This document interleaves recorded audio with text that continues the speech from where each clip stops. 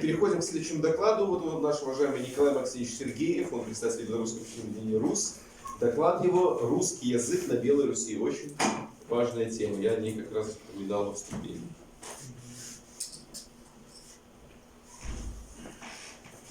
Добрый день, друзья. Значит, я единственное перед тем, как начать свое выступление, в защиту дворянства скажу пару слов. Потому что дворяне это было служилое сословие, оно занимало, кстати, очень узкий слой населения, это примерно 3% было всего. Вот, они несли государственную службу и военную службу. Это была система управления такая в то время. Вот, и поэтому, конечно, я понимаю, что большевистская пропаганда, когда, вы знаете, если в советской школе учились, помните, что нам говорили, что история заканчивается, это была предыстория. История начинается в 1917 году. Поэтому все, что было до революции, все очернялось. Я думаю, пришло время, когда нужно делать... Мы не отвергаем ни дореволюционное прошлое, ни советское прошлое, но нам нужно из каждого этого периода сделать свой вывод. Для того, чтобы использовать в дальнейшем. Потому что, если бы Российская империя была идеальна, она была бы до сих пор. Если бы Советский Союз был идеален, почему он был мертвым? Просто зададимся простым вопросом. Вот, ну а теперь я к теме перейдем. Значит, русский язык на Белоруссии. Значит, Республика Беларусь и Российская Федерация – это два государства, члены ООН, которые имеют русский язык в качестве государственного. Больше таких государств нету, вот, хотя, значит, есть непризнанное так называемое государство, где он имеет государственный статус, это в частности Приднестровье. Вот. Ну и раньше, до возвращения в состав российского государства, это Донецкая и Луганская народная республика имели такой статус. Вот, значит, и это не случайно. Почему русский язык имеет государственный статус? Хотя, честно говоря, этому предстояла большая борьба, длительная, вот, когда надо было этого добиться. Но дело в том, что, значит, русский язык только в литературной форме, значит, существует на территории современной Беларуси со времен крещения Руси. А не в литературной форме он, конечно, был раньше. Если мы берем, значит, труды известного, значит, языковеда, значит, академика Ефимия Федоровича Карского, это, значит, он творил где-то на рубеже 19-20 века, вот, и написал выдающийся труд «Белорусы», значит, ну, многотомный, там или 3 тома, в зависимости, как издают обычно, вот, где четко он показал, что расселившиеся на территории нынешней Белоруссии, значит, восточнославянские племена, Разимичи, Кривичи и Дрюгойчи уже были русскими. Он об этом, нам обычно как говорится, вот были некие славяне, потом, значит, образовалось государство Рюриковичей, которое и сделало из восточных славян русскими. Вот. Например, говорю, академик Карский еще на рубеже 19-20 века доказал о том, что уже эти племена, пришедшие на территорию нынешней Беларуси, расселившиеся, точнее, скажем так, они уже имели русское сознание, культура их была русская, ну, конечно, с учетом того времени. Вот. И ощущали они себе Русью. И название вот этих племен, вот, там Дригойчи, Кривичи, там Вятичи и так далее, это то же самое, как сейчас говорят москвичи, минчане, там, случане и так далее. Вот. Почему? Даже мы видим, что, например, как в повести лет, как сказано, что расселились там славяне, которые сели там, значит, в поле, стали полянами, значит, где возле там болота стали дриговичами там, и так далее и подобному. Да? То есть это понятно, что они назывались, как бы определялись по местности. В то же время национальное самосознание у них было другое. И никак люди себя не могли называть мы Дриговичи, значит мы болотные люди. Понятно, что они себя так не называли. Более того, маленькое уточнение надо сделать, что то, что у нас принято считаться племенами славянскими, это были не племена родово, значит, такие кровно-родственного отношения, да? А это были предгосударственные образования, которые назывались византийской, значит, традицией того времени, их определяли как славянии. Это были уже протогосударства, это было не просто племена типа индейцы, там, которые жили в Америке. То есть родово-племенной строй был преодолен славянами значительно раньше. Вот. А здесь они уже вышли на историческую арену как, значит, в составе таких протогосударств. Так вот, с той поры русский язык здесь и бытует. Более того, скажем так, что такое понятие, как русский мир, значит, было впервые появилось, значит, в трудах Кирилла Туровского. Да? Это известного святителя, который в Беларуси, ну, вообще в Русской Православной Церкви, почитайте, это в XII веке. Понятие «русский мир» было. Почему значит, понятие «русский мир» возникло в XII веке. Ну, не возникло, по крайней мере, в трудах оно используется. Хотя есть источники, говорят, что и раньше было. Да? Потому что к тому времени на территории Руси уже было не одно государство, значит, которое называют Киевской Русью. Ну, это в исторической науке нужно понимать, что государство под названием Киевская Русь, конечно, никогда не было. Но это период, когда Киев был столицей, тогда и называется исторический период в истории Руси как Киевская Русь. На самом деле ничего тут такого нету. Это не значит, что такое государство под таким названием было. И, конечно, такого не было. Просто Русь была. Да? Вот. И вот, когда на территории Руси возникло уже было не одно государство, а несколько государств, государств великих княжений и так далее, все они были русские, все, там была правовая система была русская. Более того, до монгольский период отличался тем, что род Рюриковичей князей, он владел всей русской землей. И поэтому назывался уже с той поры он русский мир. Вот. Ну, по крайней мере, употребляют такое понятие. Значит, впоследствии, значит, когда возникло Великое княжество Литовское и Русское, вот здесь тоже важный момент, который в Белоруссии это с большим трудом удается преодолевать. Вот, но это, значит, отголосок советской историографии, потому что в революционных трудах это государство, возникшее на западно-русских землях, значит, вследствие там экспансионистской деятельности литовских князей и так далее, оно называлось Великое княжество Литовское и Русское. Вот. А не просто Великое княжество Литовское, как сейчас пытаются говорить, тем, чем выносят путаницу в сознание. Да? Ну, это Жемайте, это всего лишь один из регионов Литвы, который позже был литовскими князьями взят. Вы так считаете? Это не я так считаю. Вы откройте Бракулавовскую летопись и прочитайте. Там все это есть. Вот. Значит, я, кстати, хочу вам сказать, что источник, вот то, что я говорю, источник не только повести временных лет, а мы берем Бракулавовскую летопись, это в местечке Бракулава, ныне под Могилевым, это городов. Вот там эта летопись создана, значит, на рубеже 16-17 века. Вот. И там четко сказано Великое княжество Литовское и Русское. Причем, как оно создавалось, чтобы было понятно насчет русского языка и так далее. Дело в том, что вначале возникло Великое княжество Литовское просто, когда, значит, один из литовских... Уточните, это как настой какого этноса? Вы меня не перебивайте, потом будете вопросы задавать. Значит, когда пытаются люди говорить, что, значит, и пытаются литвинцы, значит, говорить о том, что это якобы, значит, там предки белорусские и так далее, это все, значит, я говорю, все это не совсем так. Значит, Великое княжество Литовское, без русского, возникло на территории современной Литвы, да? Собрались, и почему она возникла? Когда один из литовских князей, значит, стал великим князем и подчинил себе большинство литовских земель без Жемайтии. Жемайтия долго сопротивлялась, не хотела подчиняться, да? И вот, значит, как появилось это понятие русское? После монголо-татарского нашествия собрались литовские князья на свой съезд. Это написано в хронике Быховца, есть такая западно-русская летопись, там четко сказано. И обсуждают, что царь Батый русскую землю завоевал, их столица Киев сжег, князей русских побил и так далее. И неплохо бы нам прибрать кое-что к рукам. И после этого первое русское княжество, которое оказалось под властью Литвы, это было Городенское княжество или ныне город Гродно.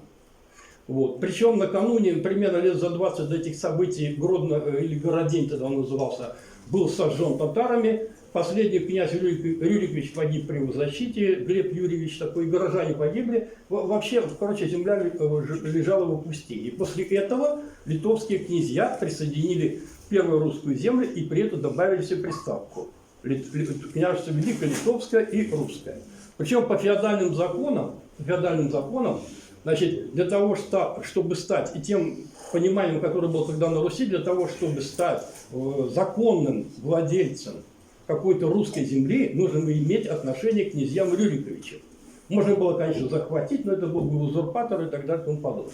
И вот уже, например, тот же самый создатель, значит, рода Гедеминовичей, да, князь Гедемин был женат на русской княжне из города Полоцка, вот, Ева Ивановна. Это известно в летописных источниках, той же Бракулавовской летописи, можно посмотреть. Вот, он был женат, и поэтому, кстати, он положил начало одному из известнейших русских родов, княжеских – это род Гедеминовичей, потому что на Руси было потом впоследствии два знаменитых рода княжеских – Рюриковичи и Гедеминовичи. И Гедеминовичи, кстати, внесли большой очень вклад в развитие русского государства и так далее. Собственно, изначально Гедеминовичи потом имели три ветви, значит, русскую, польскую и литовскую. Литовская ветвь рано угасла, и вот до сих пор существуют, значит, потомки Гедеминовичей русской ветви и польской. Ну, это так к слову сказать. И вот в этом великом княжестве литовском и русском, которое распространялось, значит, на восток, более того, у великого князя Ольгерда, значит, была программа воссоединения Руси со своей стороны, так? Вот, и, значит, было четко прописано, вся Русь должна принадлежать Литве, не Литве в плане подчинения, а литовскому правящему дому. Вот, и она доходила вплоть до Тулы во времена своего наивысшего могущества. Да? И вот, значит, в этом великом княжестве, значит, русский язык имел статус государственного, что в частности отражено, ну, говоря современным языком государственного, что в частности отражено в статуте Великого княжества Литовского 16 века 1508 года. Можете открыть, как говорится, и прочитать. Там четко написано, что писарь повинен русским языком, а не иным писать. Вот это важный момент. Потому что чем хорошо информационное общество? Что мы можем получить доступ к практически любым историческим документам, ну, которые, по крайней мере, в сеть выкладываются.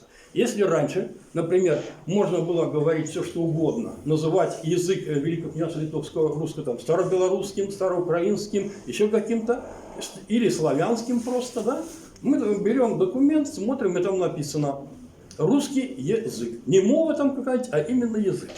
Вот это важный момент. Значит, и здесь, значит, это был язык, последователь, значит, языка Старой Руси домонгольской.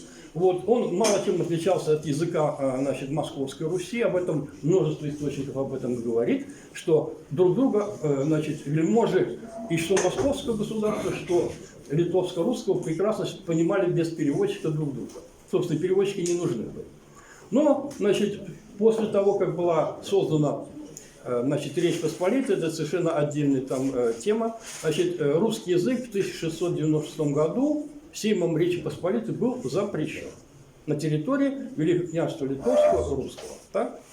Вот. И здесь важен какой момент, почему он был запрещен. Потому что, значит, в Сейме Речи Посполитой, значит, литовско-русские вельможи имели меньшинство. Был единый сейм в этом государстве. Сейм, значит, Великого княжества был упразднен.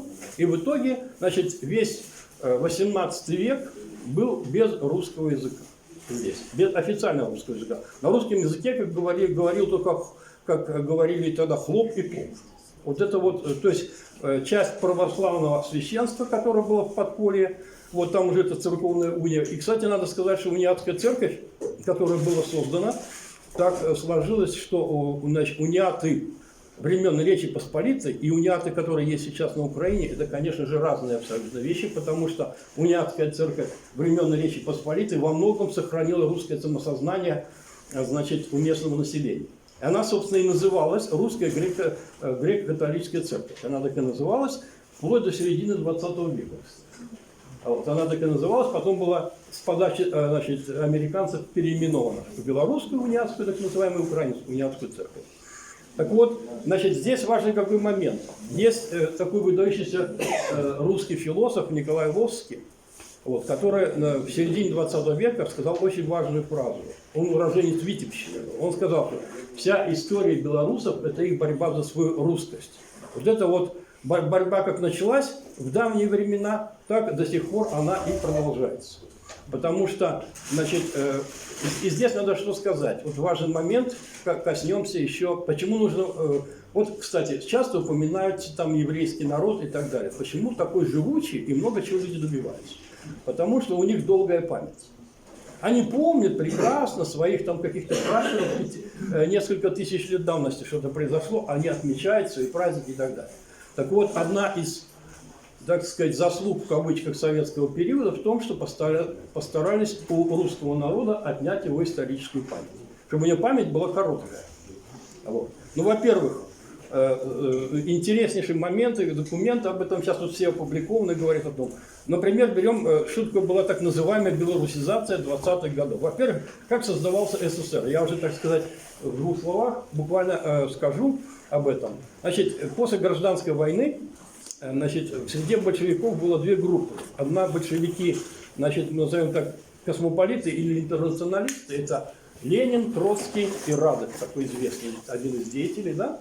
И вторая группа была, значит, Ленин их называл великорусскими держимордами. Значит, это был Чечерин, Сталин, Орджоникидзе и Дзержинский.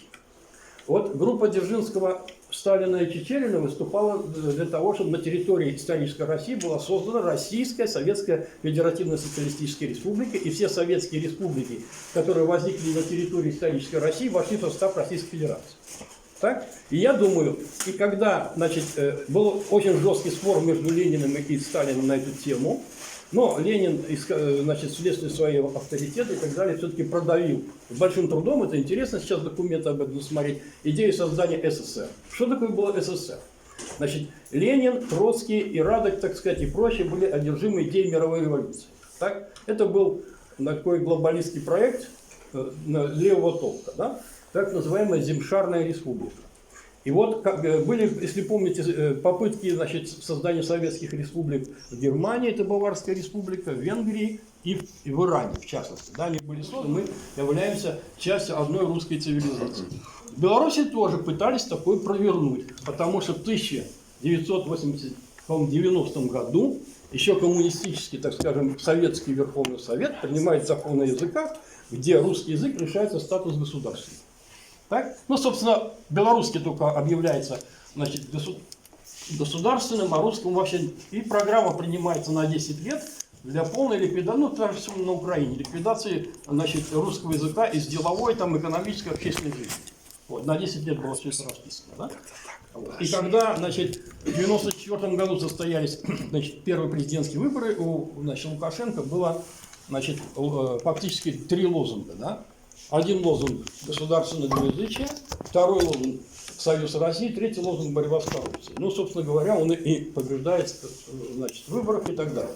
Процесс очень сложный, длительный. Для того, чтобы русский язык окончательно приобрел государственный статус в Беларуси, понадобилось аж 3 референдума. Да? Первый референдум в 1995 году был, потом в 1996 был конституционный, и сейчас был в 2022 году, да, по-моему, или в 2023 году у нас был референдум. 22-м, да.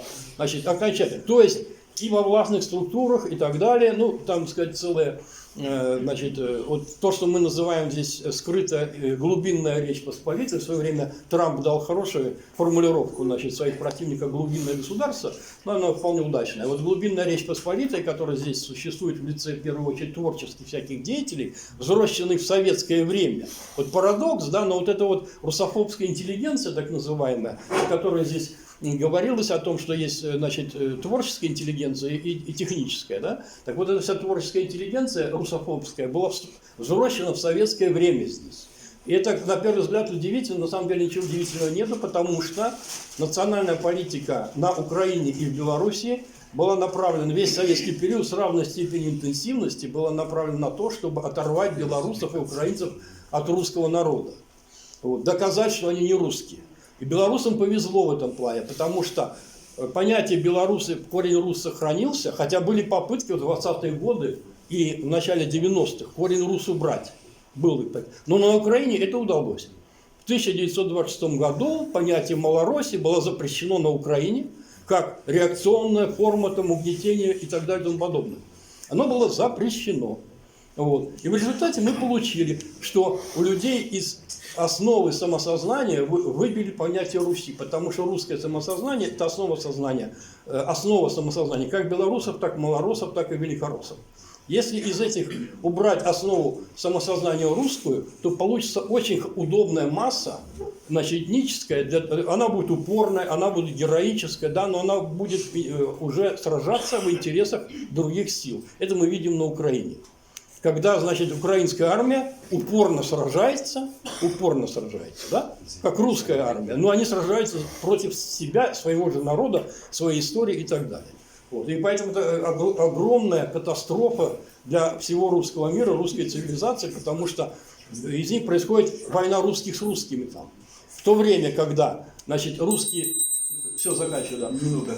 Да. Значит, когда русские люди гибнут с двух сторон, в это время происходит заселение значит, всякими мигрантами, попытка, по крайней мере, заселения Российской Федерации, ну, надеюсь, в Республике Беларусь это не произойдет. Когда сейчас народ в России, это благо информационного общества, да? Что такое информационное общество? Да, это когда вот люди могут обмениваться, так сказать, объединяться и так далее. Когда сейчас на это стали обращать внимание, более того, начали принимать законы, и выясняется, что это целая была государственная политика. Потому что когда, например, в каком-то одном подмосковном городе выделили квартиру каким-то там таджикам, там многодетным, а русским не дают, ну, в одном городе можно понять, что это случайность. Но когда это в одном, втором, третьем, пятом, десятом, на Дальнем Востоке, в Татарии и одно и то же происходит, это государственная политика. Потом выясняется, что выступают некоторые чиновники и говорят, да мы хотели снять напряженность Таджикистана, чтобы там не пришли к власти исламисты и так далее и тому подобное. И поэтому всякий мусор переселяется в Россию, причем чуть ли не государственным образом. Да? Вот это серьезная проблема. Я даже уточню, что это сказал никто иной, как глава партии, фракции «Единая Да, Россия». да, Васильев сказал, да. Васильев, он, пардон, такой же Васильев, знаете, там, как посмотрите отчество, он, конечно, никакой не Васильев. Вот. Но смысл в чем состоит? Вот в нынешних условиях, когда на наших глазах мир меняется, мы видим, что, значит, приход Трампа это произвел катализатор усиления быстрее многополярного мира. Но нужно понимать, что многополярный мир – это и мир друзей. Да просто другой мир. И нам нужно в первую очередь думать сейчас о нашей русской цивилизации, которая на данном этапе объединяет Россию, Белоруссию, ну и в будущем Украину. Вот. Мы должны заботиться о том, чтобы русский народ множился, как говорил Михаил Васильевич Ломоносов. Но для этого надо конкретно работать. Спасибо.